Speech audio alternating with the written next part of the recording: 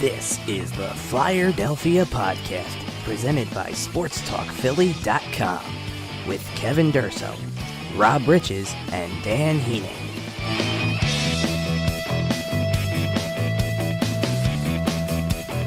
And hello, Flyers fans, and welcome into another episode of the Flyerdelphia Podcast, part of SportsTalkPhilly.com. I'm your host, Kevin Durso, joined once again by Rob Riches.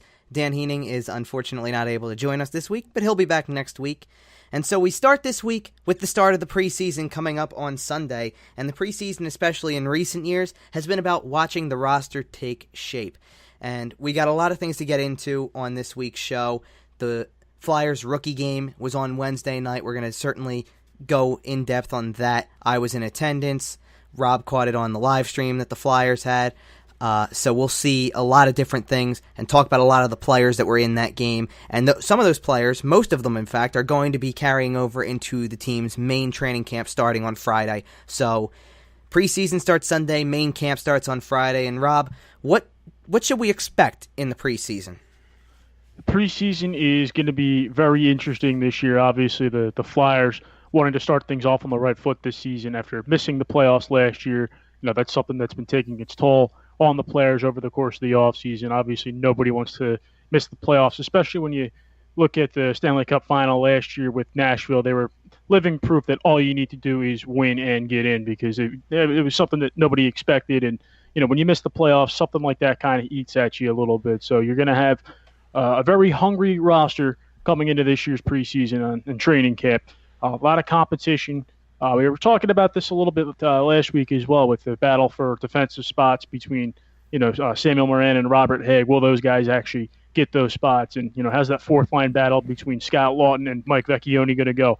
And that's it's one of those things where that's just both of those are more or less small microcosms of what to expect in this year's training camp. It's going to be very competitive. You're going to have, Dave Haxtell, now that, he's in his third year in the saddle, he's got a better command of what to expect and how to run a camp now. And, he's going to be running a very competitive camp. There's no doubt about that. I'm very much looking forward to that and how things are going to shape up. I think there's, 57 players on the roster now? Yeah, it's down to 57. We'll kind of get to that piece of news right off the bat here. So on Thursday afternoon, the Flyers, right after the rookie game, made an announcement that, or the day after, I should say, that they did make a small cut to the roster already. 4 players head back to juniors. They were all players selected in the 2017 draft. It was Morgan Frost, one of the first-round picks, Isaac Ratcliffe, the second-round pick, and both of the fourth-round picks, Matthew Strome and Maxim Sishko, who head back to juniors. And that's not unexpected. I'm a little bit surprised that a guy like Frost didn't get a little bit of a longer look in training camp just to get a taste of the big camp, but it's really not outrageous to me. Obviously, they get experience. They get to play in their junior team's preseason games now. That's a big thing. And that's where they were going to end up anyway, so it's saving the inevitable, really. It allows for these other 57, because obviously you're going to have to break the roster up in various different ways here. The first preseason game is on Sunday against the Islanders. It's a road game. It's the type of game where you're not going to send your established veteran players to go play. You're going to need 20 guys who are really vying for roster spots or may not even really be part of the picture just to get them seasoned. This isn't a game, and we'll get into this later when we really preview the weekend and the early part of next week as the games happen. This first week of the preseason isn't for guys like, at least the games aren't, for guys like Claude Giroux or Wayne Simmons or Jake Voracek, guys who have been there, done that before, and who are expected to make the roster, or locks to make the roster, really. They've been there, they're NHL veterans. It's for the guys fighting to make the team. So those 4 off the roster doesn't do anything. Yeah, it was nice. I've got to say, it was nice to get a look at them then on Wednesday night, because of the fact that now you're not going to get a really close look at them again until next season when development camp rolls around again, because they're going to spend the whole time with their junior teams at this point. And that season can obviously last a long time depending on the success and playoff appearances in the various leagues of Canadian juniors, things like that. So, but still, I'm going to go right off of Rob's point with what to expect in the preseason. It's competition. It's if the rookie game was any indication, there's going to be a lot of young players vying for roster spots. And like we said, now there's 57 players on the camp roster and that are going to be a part of this preseason. And that's a lot to pay attention to and a lot to watch. And like we said, for some of these kids, there isn't much more of a chance to make the roster, and a trip back to juniors is very likely. We just saw it with 4 of them from the 2017 draft. But for a good number of prospects, there are spots available.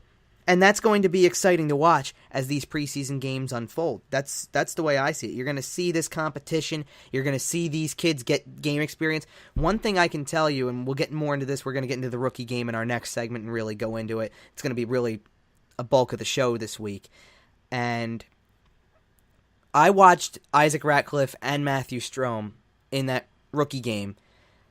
And one of the things that was a big knock on their scouting reports was their skating ability. And right away, once, you may not see it in drills, and you may look at Isaac Ratcliffe in a drill and go, he looks like a pretty fluid skater. I don't know, they're calling him an average skater or maybe below average. I don't know. He looks fine in drills and things like that. And then you put it into a game situation, and you start to see what everybody else is talking about. In a game situation, it was totally different, and you could see where their skating needs work. And that's why they're going to go back to juniors and work on these skills, come back to development camp ready to learn next year.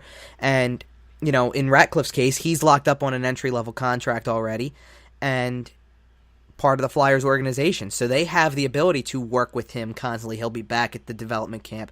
They have the same thing with Strome. He's not on an entry-level contract yet, but Strome is part of the organization and should figure to be at camp again next year as well. So all of these players get to come back and work on their skills, get the year in juniors to work on their skills as well.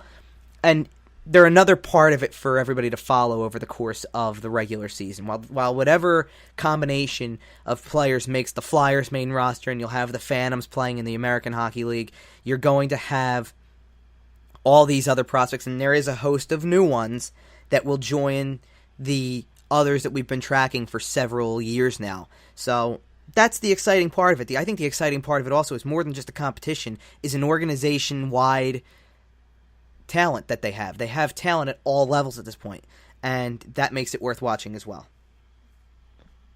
And as far as, these 4 guys being sent back to their junior clubs, like you said, it would have been nice to see if they got a bit of a longer leash or more of an extended look, at least through the first weekend, or maybe something along those lines. But let's not forget about Hextall's well-documented, patient approach at this point. He's one of those guys that doesn't like to waste too much time when it comes to development of his prospects at the junior ranks. And, if he can get those guys back to their junior ranks quick, that's something that obviously he's looking to do.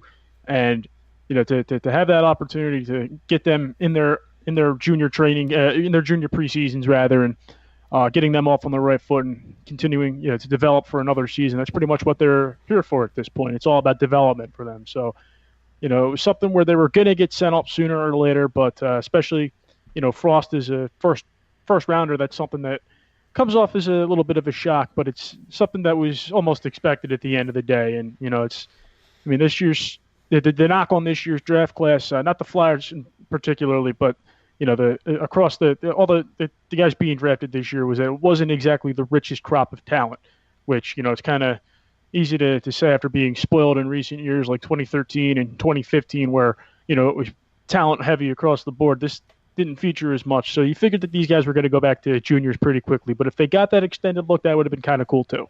I think I was most surprised that Frost didn't get a little bit more of a look just as a first rounder. Right. And I'm not talking like getting close to making the team. Let's be real about this for a second here.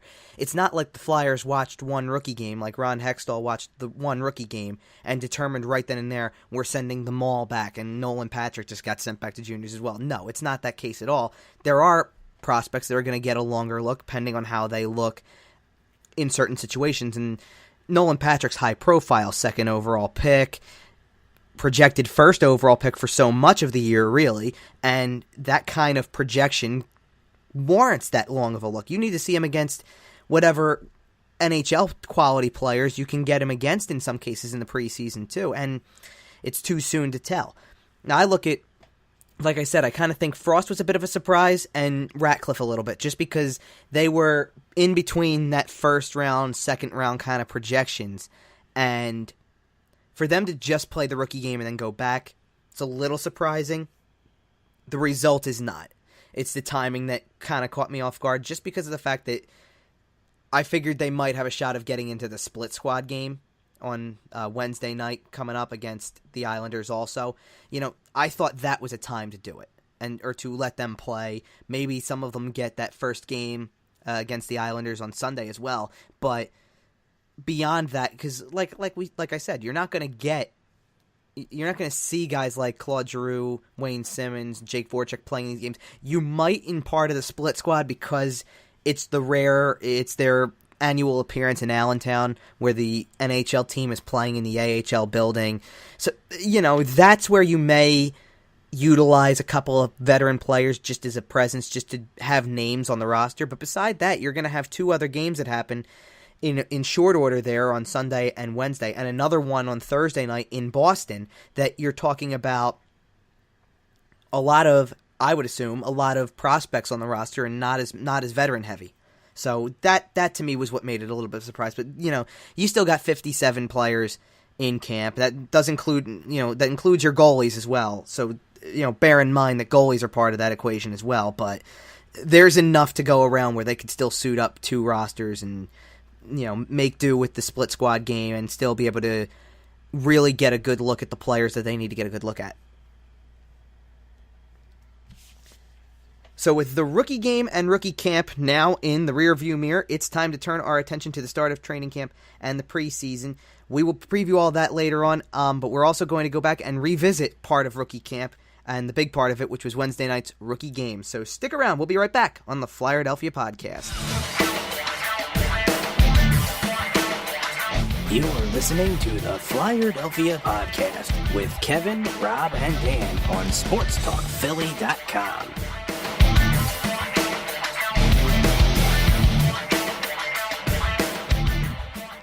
And back here on the Flyerdelphia Podcast, and big part of rookie camp was the rookie game that was held on Wednesday night, showcasing the Flyers' talent in the prospect pipeline. They faced the New York Islanders rookies, and the result favored the Islanders by a score of 4-3 in overtime. I was in attendance on Wednesday night and got a good look at a lot of these prospects. Rob watched the live stream that the Flyers had as well. So let's start off for anybody who didn't catch part of the game, maybe wasn't following along with us. We were tweeting out updates during the game, things like that. But give everybody just a rundown of what happened first and foremost, and then Rob and I will go into a bit of a breakdown, tell you what we liked, what we didn't like, a few things that stood out, things like that. So let's start off with the recap here. And the Flyers got on the board first in the first period with a shorthanded goal. It came right after a 4-on-4 where an Islander had just stepped out of the box moments before the goal was scored.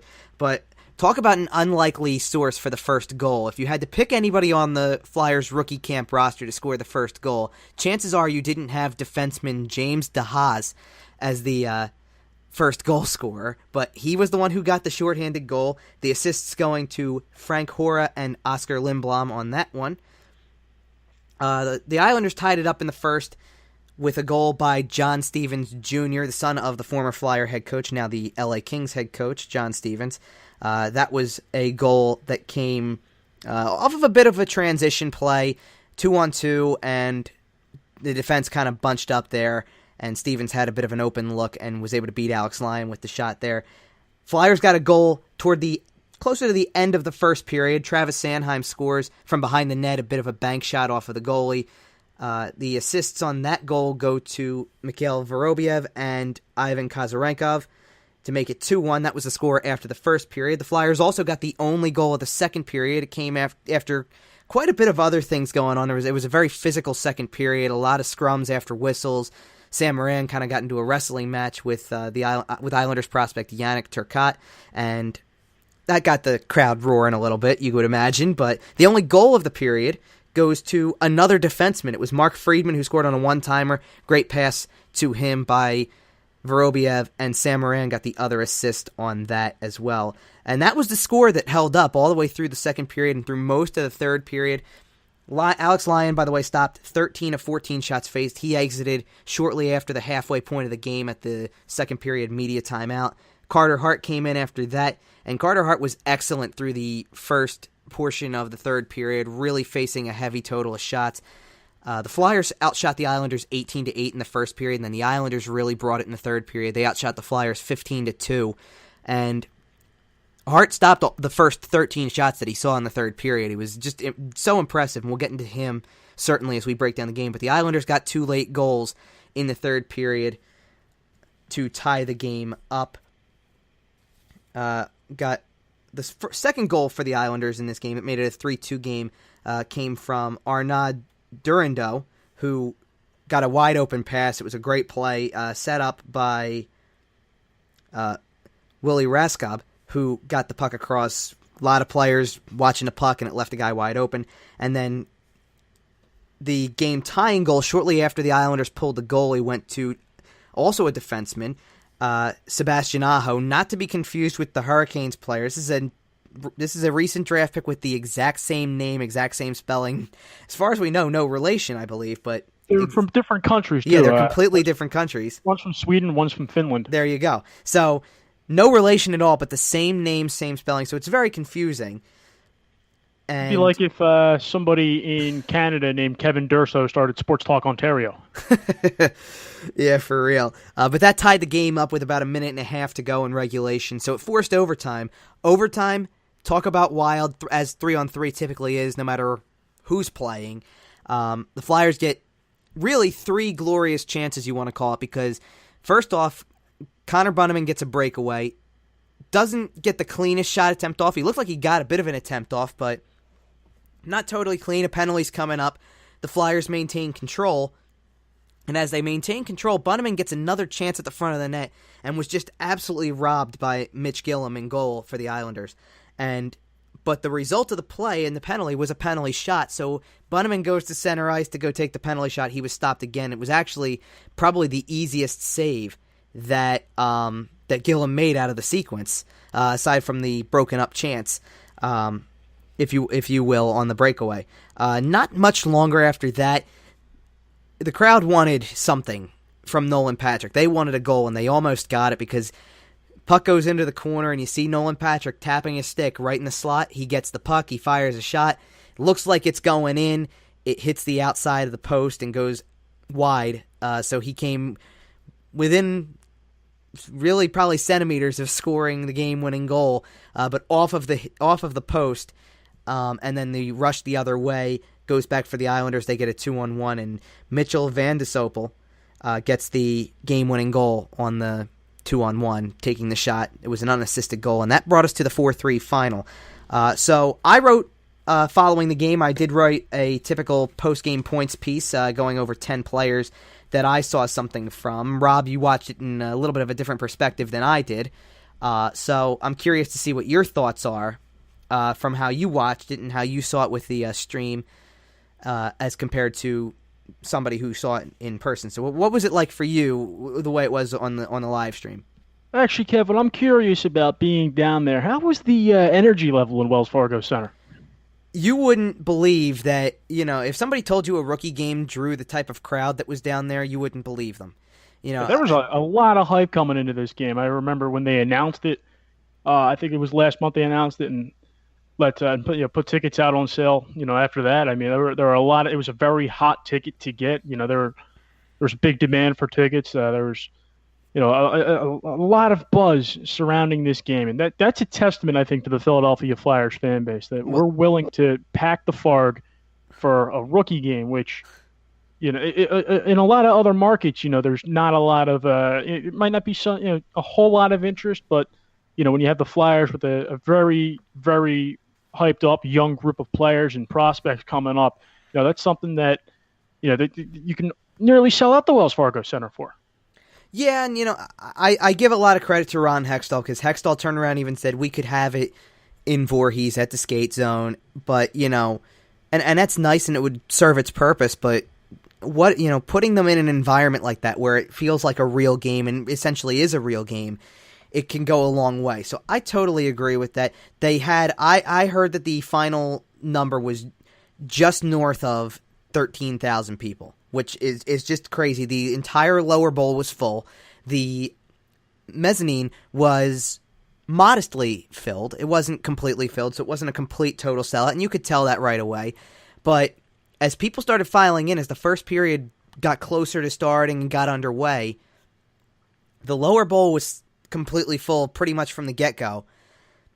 And you started to see the overflow of people who were trying to sit in the lower bowl start to cycle upstairs and just continue to populate for a while.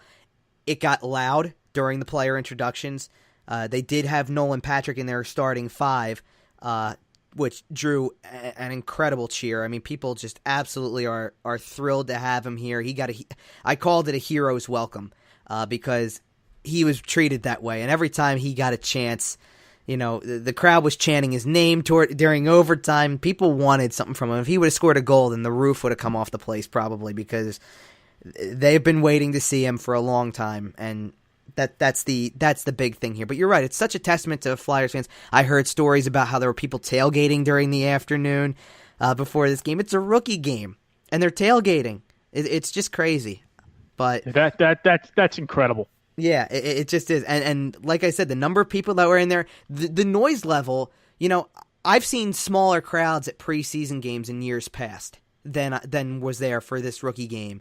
With a lot of players who people aren't going to remember years from now, nothing, putting Nolan Patrick and Oscar Lindblom and Carter Hart aside, because there's players that obviously are standout names by now in the Flyers organization. And the Islanders, to me, didn't bring the heavy lifting with them in this case. Like, in terms of prospect names, they left Josh Hosang and Matthew Barzal back at home.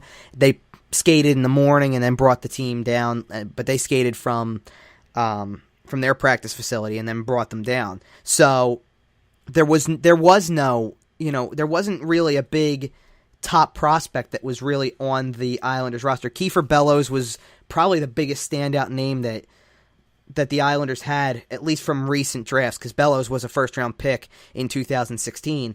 Everybody else was really kind of pieces that they've had for several years or camp invites, and that's the thing. So they didn't have this loaded lineup, and it's not going to be people you're going to remember. And you know what? On the Flyers side too, chances are you're not going to remember years from now that James DeHaas scored the first goal. That's not a guy. He's there on an invite to rookie camp. He's not there as a big prospect or piece in the Flyers' future. So that, to me, it's just a testament to how much people wanted to see specific players, really see a lot out of them.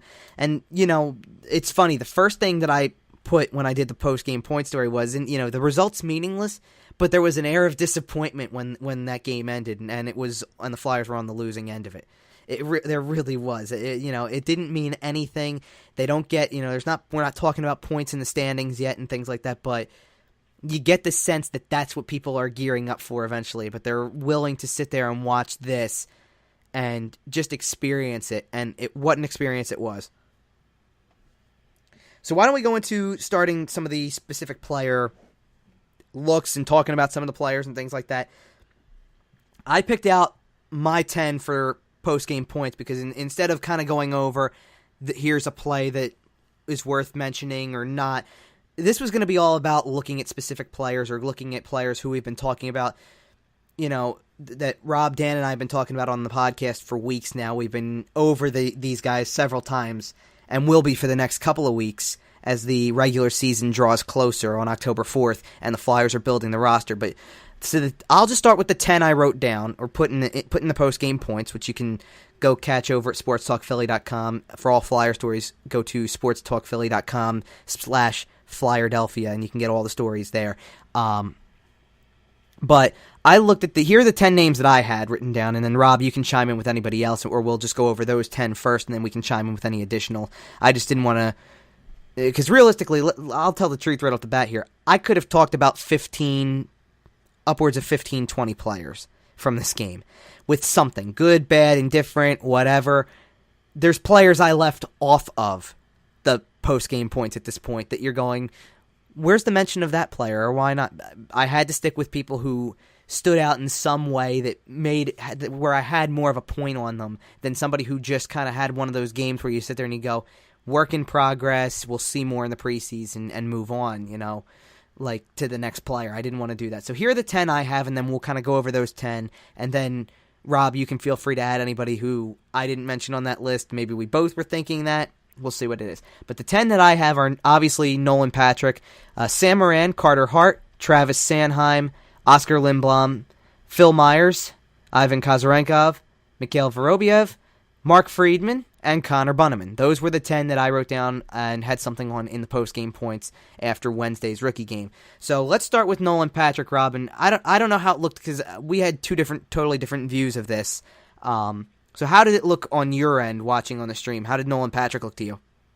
Nolan Patrick, it was obviously fun to watch him. It looked like he was having a bit of a tougher night in the face-off circle and taking the draws, but that's to be expected. He's coming off an injury. I think he flat out said after the game he hasn't taken a face-off since March, so there's a little bit of rust there, and that's something obviously he can work on as camp goes along and the season goes along. And he's going to have to work on it. It's going to be necessary, but other than that little indiscretion, I really liked what I saw out of Patrick and that look he got in overtime where he just glanced it off the pipe. I guess, as Doc Emmerich would say, rattled it off the pipe.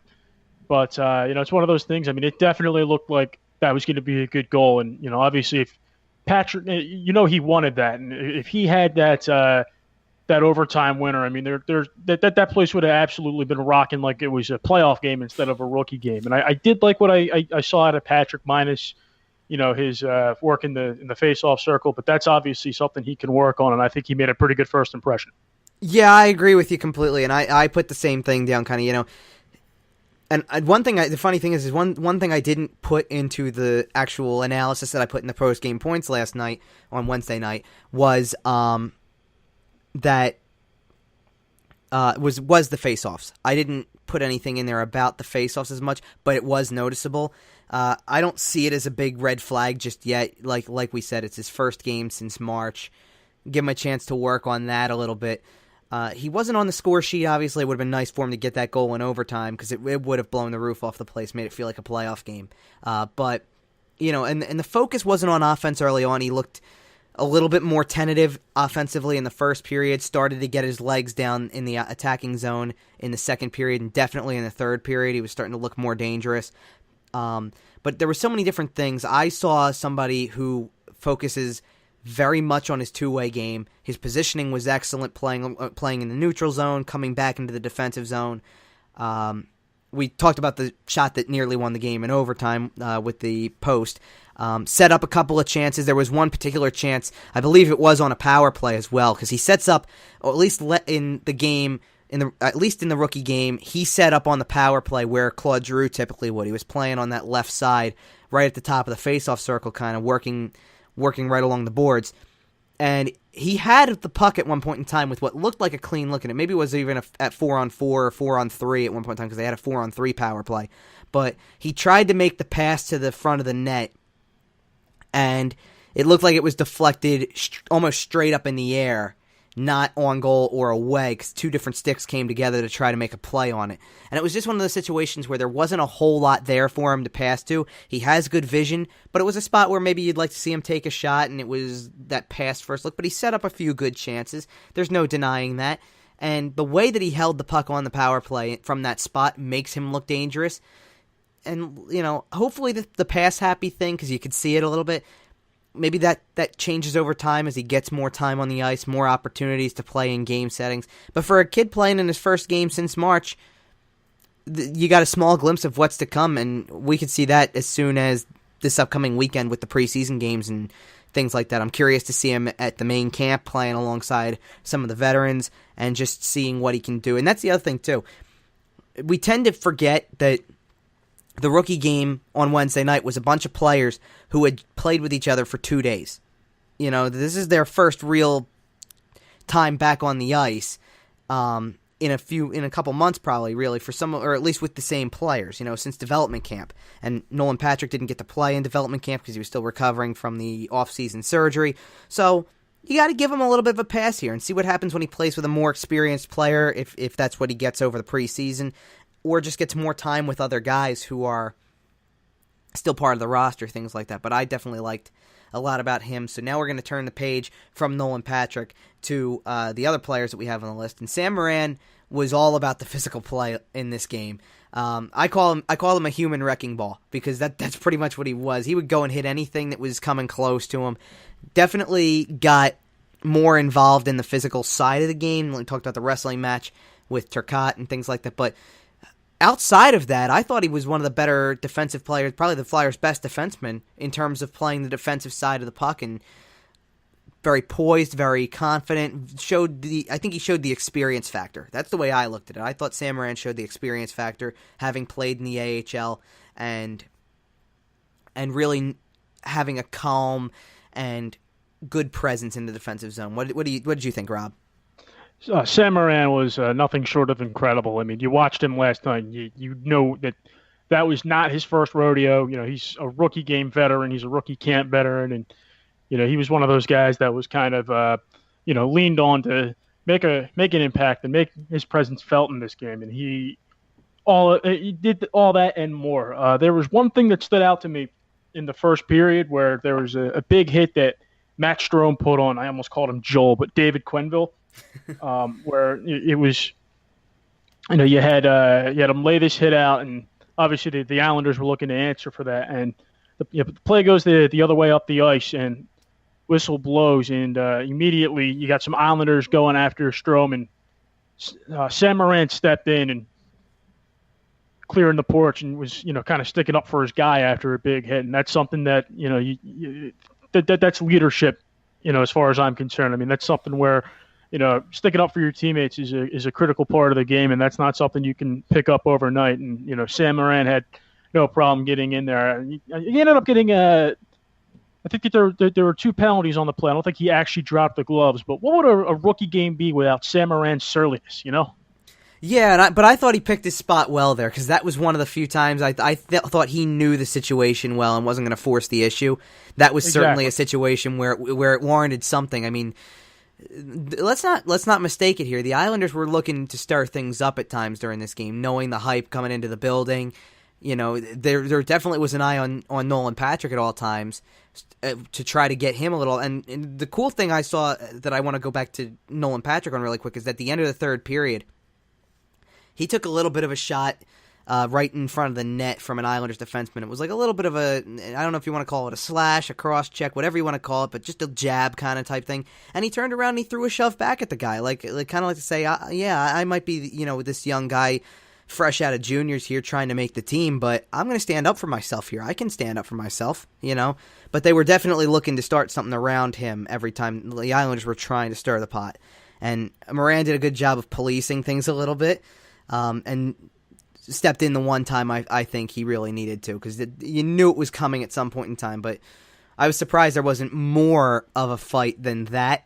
As much as it wasn't a shock to see the scrums after whistles and things like that, I wasn't surprised. And let's turn now to the next player, Carter Hart. This guy was the star of the third period to me. I mean, just entered the game midway through the second, faces all these shots in the third period. We talked about he stopped 13 in a row in the third period before the Islanders get the late 2 and the one in overtime to win the game. But what was so impressive to me about Hart was his ability to track the puck. I just think his puck tracking skills are very good. He's good through traffic. Once he gets down and is trying to use his pads in tight when puck's in the crease, things like that, he's very solid in that sense. He really knows how to cover the bottom of the net really well, and that's something very impressive from such a young goalie. It's so hard to believe how young he still is, and to think that this is probably the brightest of the group of netminders that they have. It really is, and it's not taking anything away from how Alex Lyon did in the first and part of the second period that he played. But Alex Lyon, to me, looked like a guy who was treating it as just another game. He's going to get his shot with the Phantoms, no question about it, and looked very solid in doing it. But I didn't see Lyon get tested the way that Hart got tested at times. Hart handled himself very well, and you try to find me a goalie who was going to stop the 3 shots he let in. You may look at the 2-on-1 in overtime and go, yeah, you might wish you have that one back, but the other 2, there was nothing he could do to stop either of those, and that's just the tough thing about it. So, what did you think of Hart, Rob?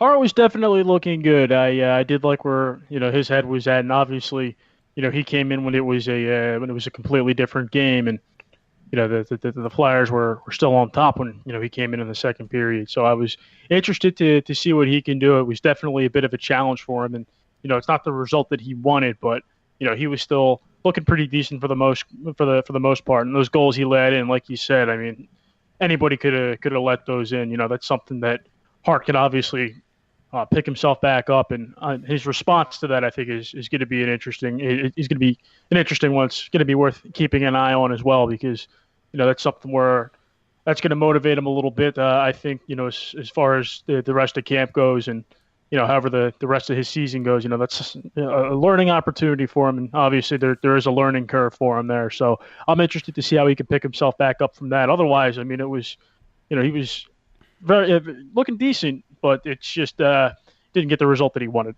Yeah, pretty much exactly. That's exactly the way it seemed to play out.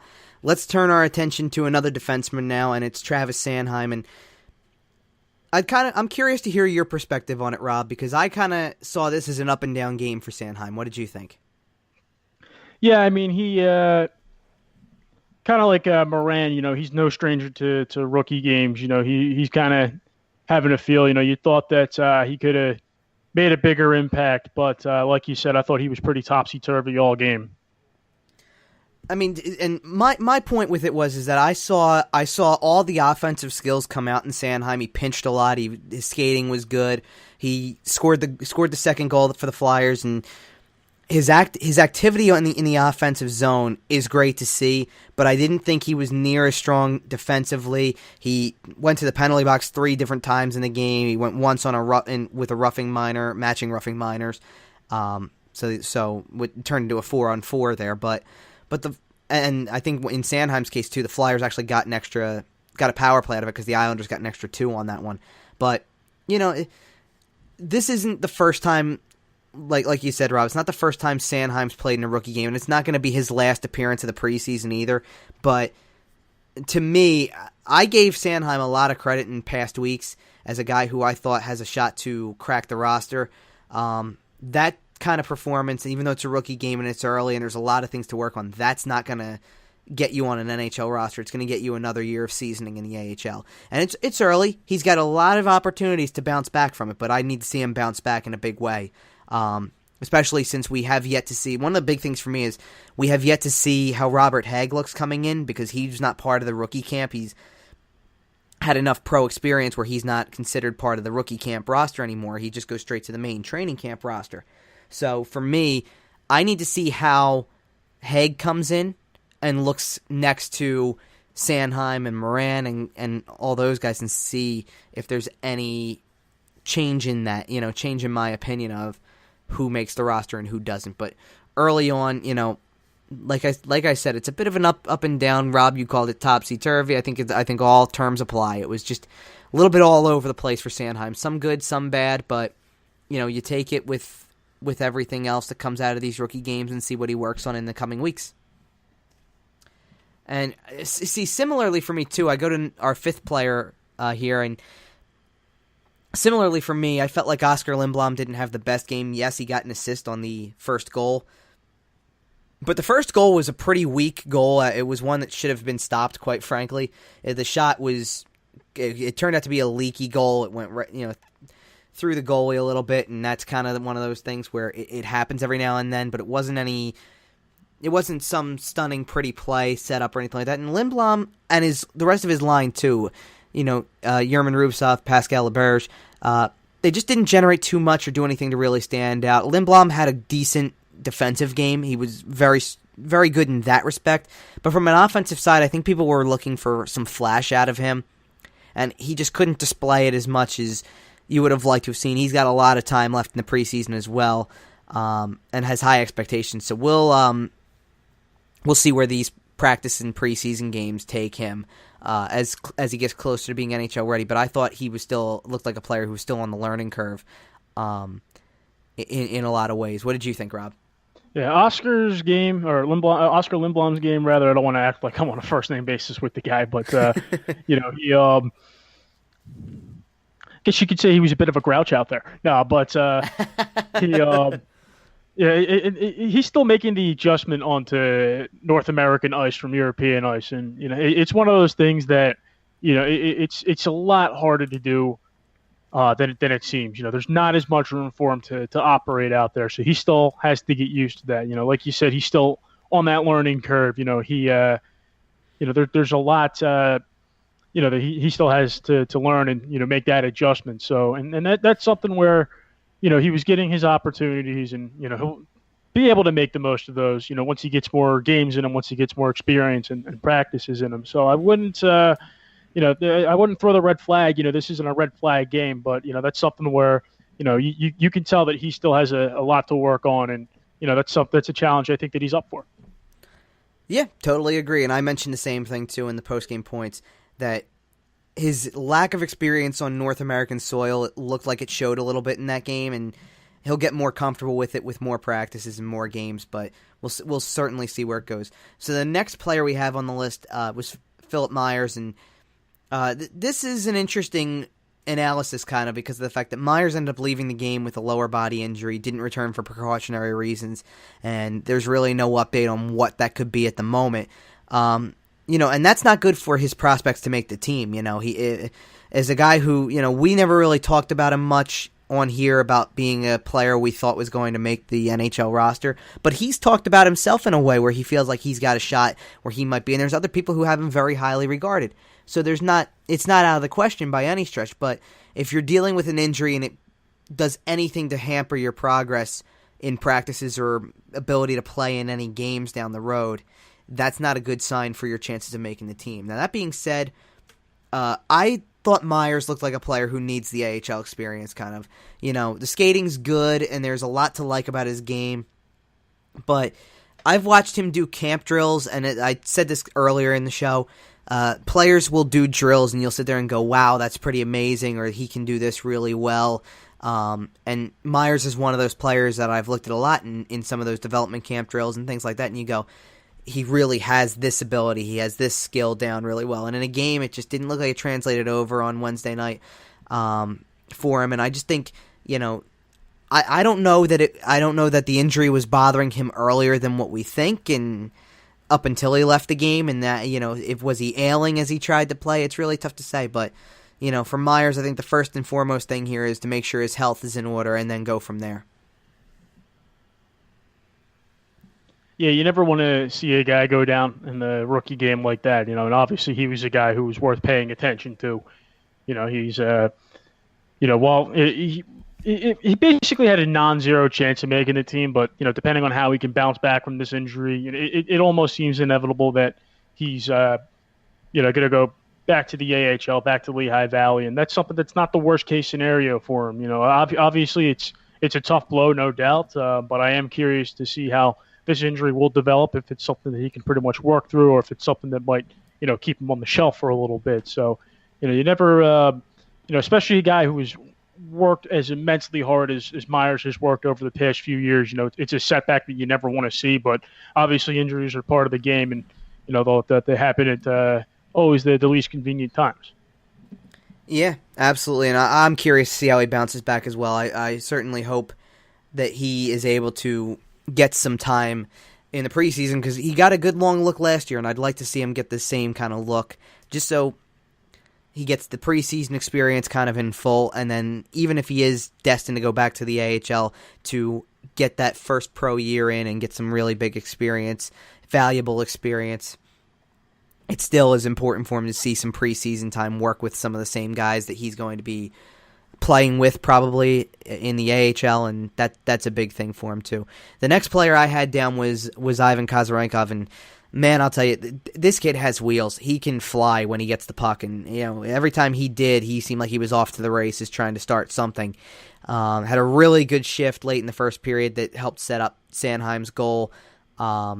He's a work in progress in a lot of areas, but at this point in time, I think it's a matter of when and not if for Kazarenkov to get a contract, just an entry-level deal before he heads back to juniors, because he's got a future within this organization for sure. How far that goes remains to be seen, but he's got a future, that's for sure. What do you think, Rob?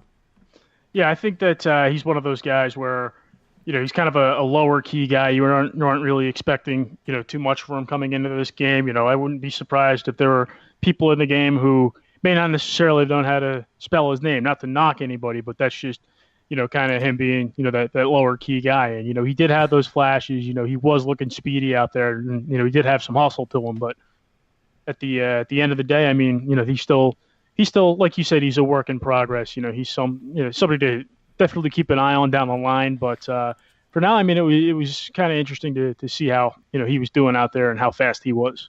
Well, I kid you not, Rob. Even Lou Nolan had a little trouble with his name last night. He got it the second time around, but the first time had a little bit of trouble.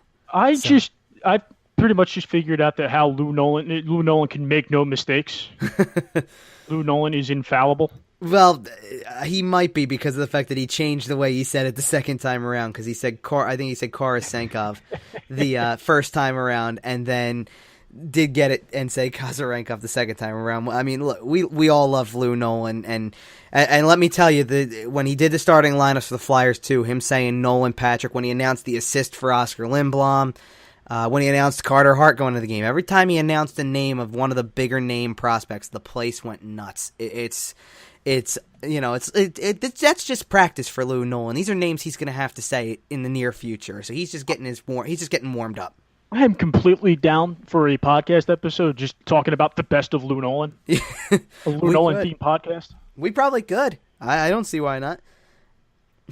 So moving on, the next player on the list, and this might have been one of my favorite players to watch last night. I really enjoyed his game. Mikhail Vorobyev, he had a tremendous game. And the thing that I come out of this game thinking about, and we'll see this over the preseason too, because we'll see him over the preseason, but he's pretty much destined to go to the Phantoms at this point. It's very likely he'll go to the Phantoms and start his pro career as well. I really can't wait to see what kind of numbers he can come up with the Phantoms, because from an assist standpoint, I think he's going to be among the team leaders in assists for the Phantoms this year. He's got great vision. He's setting people up left and right. He had 2 assists. I thought he was one of the big standouts in the game, and you look at Lindblom being one of those mid to late round picks that is starting to make a name for himself and become a top prospect in the organization. Vorobyev may not be too far behind, quite honestly. That's my feeling on him. I was very impressed. What did you think, Rob? Yeah, I liked, obviously, I mean, anytime a guy can come away with 2 assists, that's something that you automatically have to love right there. He's finding a way to set plays up, and that was incredible to watch. And what I also liked was, aside from his 2 assists, I thought his two-way game in general was pretty decent. He was a guy who, he was pretty scrappy, out there battling for pucks and, keeping the puck protected. And, that's something where, when he does make the jump to the Phantoms, I think he's going to be worth keeping an eye on. I mean, he's something where, the sky's the limit for him, and a great showing in the rookie game. I think he can really build off of this. Yeah, I thought he looked polished. That's a good word for it. He looked really polished in this game. I thought that was a really good showing for him. Another player who, and I talked about this guy last week, actually, as a player who I was curious to just see in kind of a game setting. Mark Friedman, I thought, had a really strong game. And he's not part of the NHL conversation, but I was still really curious to see what he brought to a game. And this was a very good first impression for him. I thought outside of Sanheim, that Friedman was the best skating defenseman that the Flyers had in this game. And being in the right place at the right time for that Vorobyev setup for the one-timer. I'd like to see him have a really big role in the AHL this upcoming year. That's definitely part of his future. I think I'd really like to see how his role is, and to see him have a big role, because that's, he's the type of guy who I could see having an outside shot to make an appearance on the Flyers down the road, maybe years from now, when the Flyers need to tap into the minor leagues for somebody if somebody's hurt long term. He definitely fits the bill for somebody like that to me. What were your thoughts on him, Rob? Yeah, I'm always interested in seeing how the lower key defensive prospects can go, because when you think of these young defensemen that the Flyers have, I mean, there's a pretty stacked cupboard of them. We've documented that before, and that's something where Mark Friedman's not exactly the first name to come to mind, but he was playing with Sam Morin out there, and I thought he was looking good, because his as composed and as comfortable as Moran was looking out there, that Friedman had to kind of match his pace. So, I thought he had a pretty good command out there. I liked what I was seeing from him. And, he was overall, I think he tuned in a pretty good game. I mean, he was one of my standouts as well. He was somebody who, I'd like keeping an eye on. And, he was really, I think he was in tune with his game out there. Yeah, I get the feeling that Friedman's going to be a name that we have a lot in the minor league stories and updates that we provide and Phantoms recaps that we provide and things like that, because I think he's going to have a big year with the Phantoms. And lastly, Connor Bunneman was the 10th player out of the post-game points. I mean, this kid's got scoring chops. He showed it in juniors, and so the way he plays was no surprise to me. How he drives the net, he's active in the offensive zone, he's looking to score, and that was what I liked about his game, is that he still has that in him, and he's very active offensively. And you'd like to see a little bit of a better chance on the penalty shot, but all right, it was. Your adrenaline's rushing like crazy at that point. It had to be. The whole building sees that it's a penalty shot and they're up for you, and it's that kind of thing. But the potential's there for him, and he's gonna. I think headed back to juniors this year, he's gonna have a big year. I think. What do you think, Rob? Call him Catfish, call him Echo, call him whatever you want. I was thoroughly impressed with Connor Bunneman out there. I thought he was very tenacious. I thought he was pretty much all over the place. He was putting himself in some good positions, I thought. And, there was that one chance he had in overtime where he, looked like he was looking 5-hole, and obviously he missed out on that. And, it's something where, I thought, for the most part, he was looking really good out there. I was very much impressed with what he had to offer. It's worth noting, too, that Bunneman played most of the game on a line with Nolan Patrick. And, sometimes playing around different people can get you a little bit more active and get you better situations to factor into the offense and get chances. So I saw that. I definitely saw that in the overtime, and that's certainly a big thing. So before we wrap up on the rookie game, we talked about the atmosphere. We talked about some of the players in particular. Were there anybody on the 10 that stood out to you, Rob, that we didn't get to? I really liked what I saw for the first half of the game. I liked what I saw out of Alex Lyon. Obviously he's a name that we're going to be hearing a lot more of after that debilitating setback and injury that Anthony Stolarz went down with. So he pretty much, that Phantoms goaltending job is at this point it's his to lose. So he's somebody who is worth watching throughout the rest of the preseason, and seeing how he does and seeing how he can handle that load, and he's. How he can do in another professional season and minor league season. And, he's somebody who, I thought he was looking pretty decent out there. He just let in that one tally, and, it's something where, he turned in a pretty strong effort, and, it's not so much that everything went to crap once he left and, Hart took over between the pipes. But, I definitely liked what I saw out of Alex Lyon. I think his play stood out to me. Yeah, absolutely. I agree with you, and I thought he had a very relaxed game, and it was good to see, especially because he also was dealing with the recovery over the offseason, and to see him come back and look very comfortable was a good sign. And I kind of go ahead. I'm sorry. One thing I also enjoyed watching was John Stevens Jr. scoring for the Islanders. I'm going to try to keep the Islander stuff to a minimum here, but he's a kid who obviously, he grew up with Wells Fargo Center as kind of a second home for him, especially when his dad was coaching the team. And, coming up outside of coming up, throughout the Philly region, considering how, impactful his dad had been for the organization. I think to touch the Wells Fargo Center ice and actually score a goal, I think that's something that's incredible for him as well. And I think that one – there was another Islander, McAdam. I think he was their goalie, but he was also a Philly guy. I think he was from Doylestown or something like that. Yeah, there was a lot of it, and I think you could look at some of the names across the Islanders roster, and there's a familiarity with some of them. These are kids, obviously, for them, but there's familiarity when you see a Bellows and a Gaudreau and a Stevens and a Turcotte and an Aho and Quenneville, and there's a familiarity with those names, and I'm right there with you. John Stevens had to feel comfortable in the setting, given that his father coached here, and that's definitely something. It was kind of a cool moment because, you looked at it for quite a while. I mean, we're talking 55 minutes of this game here. John Stevens Jr. had the only Islanders goal, so pretty cool stuff. Very, very cool. And like we said, we do want to keep the Islander stuff to a minimum here. We're going to get very familiar with some of these Islander prospects and things like that. You had that opening game against the opening preseason game against the Islanders, and then you had that split squad game with them next Wednesday. That's something where you're going to get pretty sick of that blue and orange. Yeah, well, and they close out the preseason against the Islanders as well. Right. So there's still four.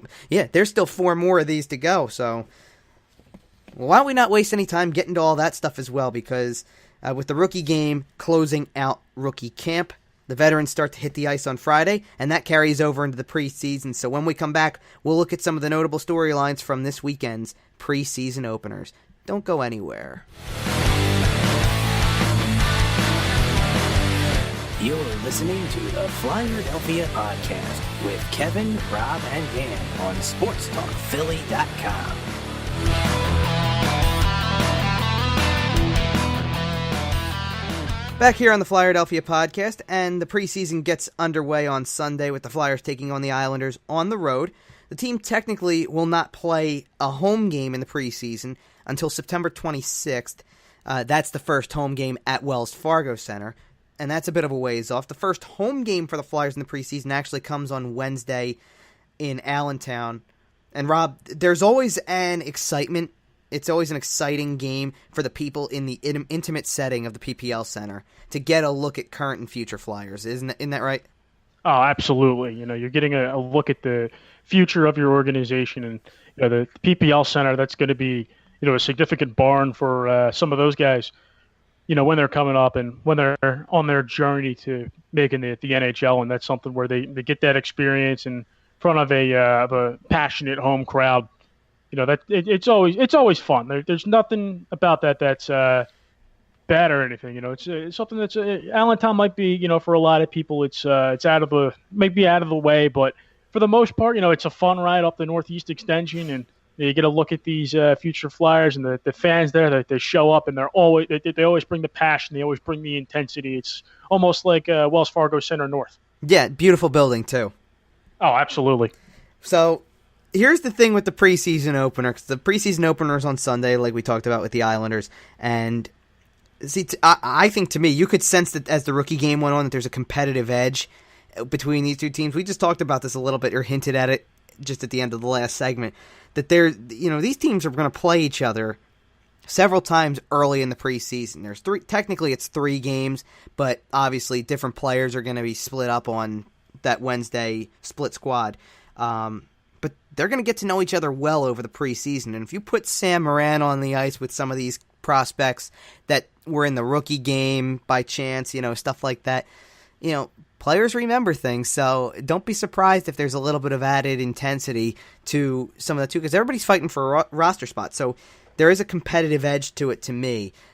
Do you see it that way, Rob?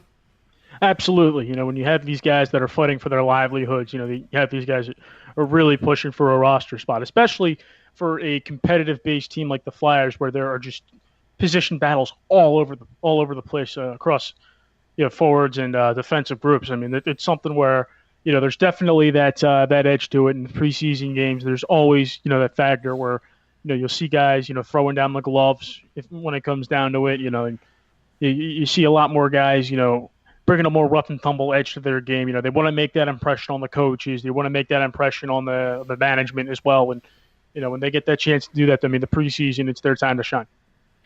Yeah, absolutely. And we talked about this earlier in the show as well. But the early part of the preseason is going to feature more of the prospects. We've established that already. You're not going to see the veterans near as much. So Sunday's game is not going to feature Claude Giroux and Jake Voracek and Wayne Simmons and so on. There's not as much Dale Weiss in the preseason?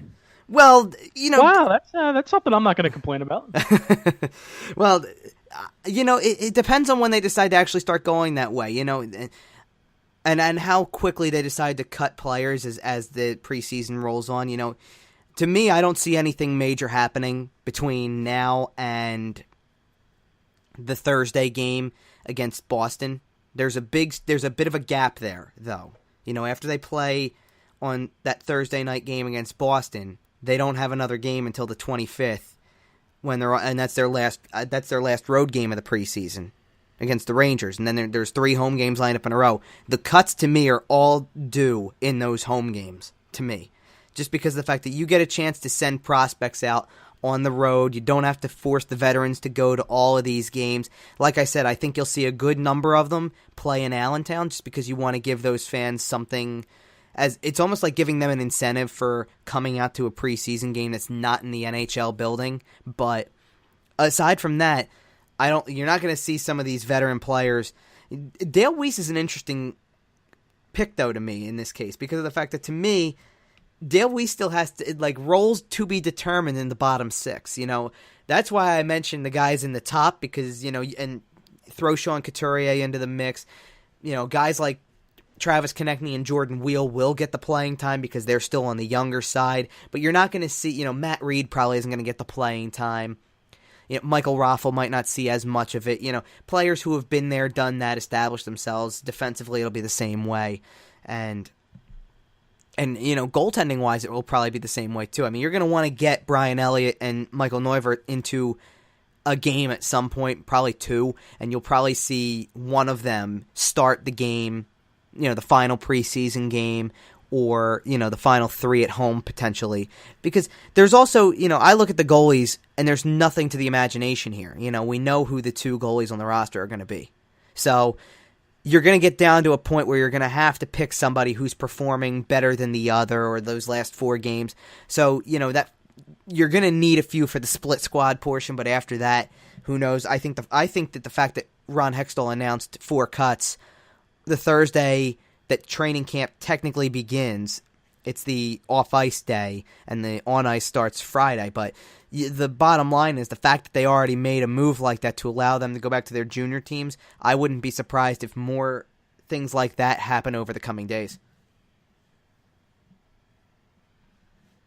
Yeah, and I mean, you'll see, some guys, get the work as seen fit. Obviously, it's the preseason, and obviously you don't want to see anything go down. Like I remember the last preseason, there was it was either closing out the preseason or it was right before the end of it, where they were playing Boston, and Radko Gudas had that hit and ended up getting himself suspended 6 games. You want to see, obviously, as we mentioned, there is that physical edge to the preseason games, but there was the hit on, I think it was Austin Zarnik of the Bruins, and you don't want to see anybody doing anything dumb like that ends up costing them in the long run. But especially for a guy like Radko Gudas, who is already an established veteran on the defense, and somebody whose status isn't really in question, but you still don't want to lose him because of something reckless.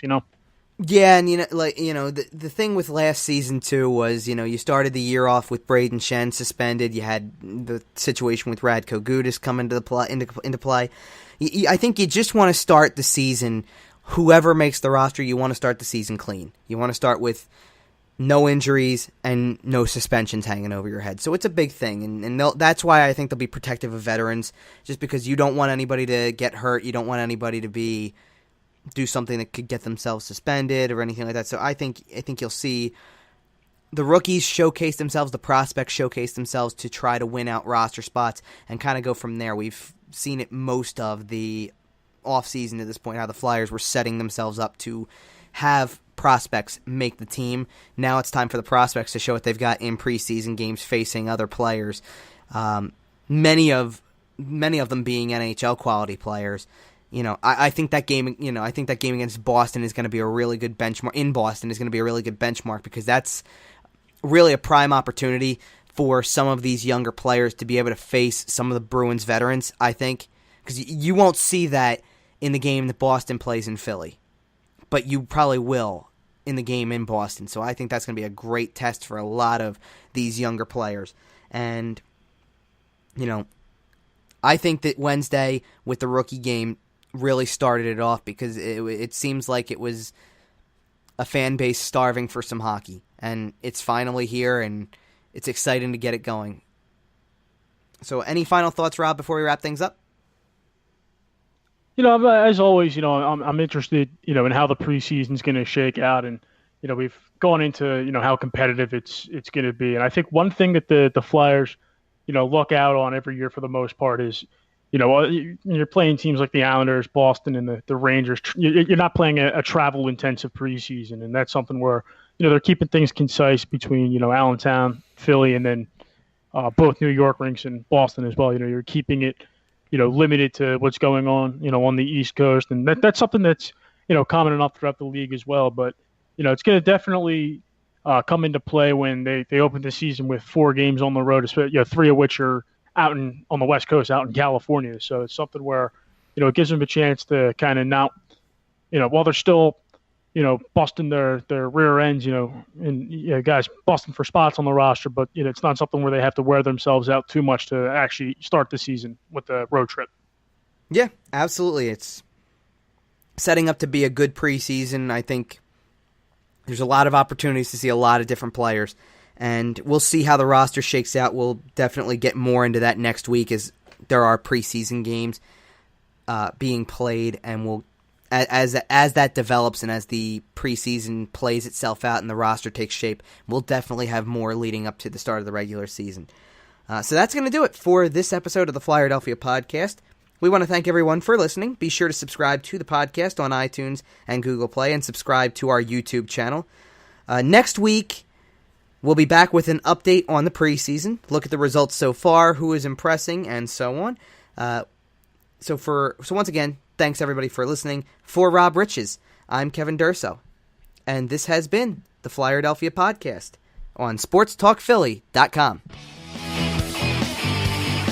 This has been another edition of the Flyerdelphia Podcast with Kevin Durso, Rob Riches, and Dan Heenan, presented by SportsTalkPhilly.com.